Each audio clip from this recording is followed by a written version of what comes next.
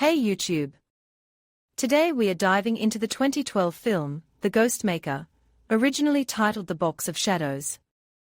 It's a film with a unique premise, supposedly inspired by a YouTube video, though I can't verify that. Regardless, the title The Ghostmaker is far more fitting. Let's explore the plot and my thoughts. Our protagonist, Kyle, is a struggling student. He works odd jobs to pay off a hefty debt to drug dealers, including cleaning the basement of an elderly woman. There, he discovers a remarkably well-preserved antique coffin. The woman insists it be burned, but Kyle, naturally, takes it home to sell. While cleaning it, he finds a curious mechanism. He shares his discovery with his wheelchair-bound friend, Sutton. They seek information from another friend, who uncovers an old book detailing the invention of this device by a 15th-century scientist. Von Tristen, obsessed with death. Von Tristen was burned at the stake, but his notes survived. The coffin, it turns out, allows users to experience the sensation of death. They test it on a goldfish. It dies, then revives. Kyle volunteers to be the next test subject. The film's concept reminded me of Flatliners. The core idea is similar, although Flatliners used drugs and had a clearer method of revival. Here, they rely solely on the mechanism. To prove they've genuinely experienced near-death, Kyle suggests a note-writing test. Sutton goes further, overhearing a conversation between Kyle and his girlfriend, Julie, revealing why Kyle wouldn't use Julie's credit card. He's been secretly using it.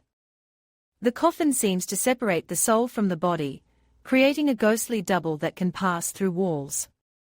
These ghostly forms can interact with the world. The mechanism's music stops when the soul returns to the body. Convenient, but there's a catch.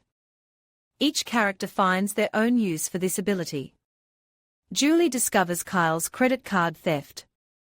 Kyle uses his ghostly form to rob a store to pay his debts. Sutton, who's secretly in love with Julie, uses his ghostly form to torment her. Similar to Flatliners, something or someone begins hunting them.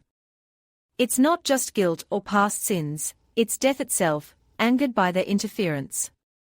Their friend, Oscar Platt, notices something is wrong, discovering the mechanism uses dangerous low-frequency sounds, outlawed in the Middle Ages. He warns them of the lethal risks, but Kyle and Sutton continue, driven by their newfound power. Sutton's experience is particularly transformative. He's miraculously healed from his paralysis, becoming stronger and pain-free, his ghostly form even more potent. However, his obsession with Julie intensifies, turning him into a vengeful spirit. Kyle, on the other hand, undergoes a moral transformation after witnessing a drug dealer's death. He even risks his life to save Julie from Sutton. The ending suggests the old woman made a pact with death, unable to pass on until the machine was destroyed. Perhaps she used it herself and realized its danger. Or maybe she was supplying death with souls. Regardless, she's finally at peace.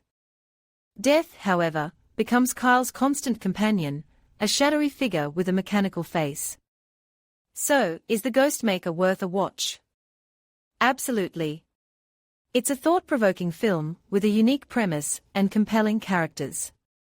Let me know your thoughts in the comments below.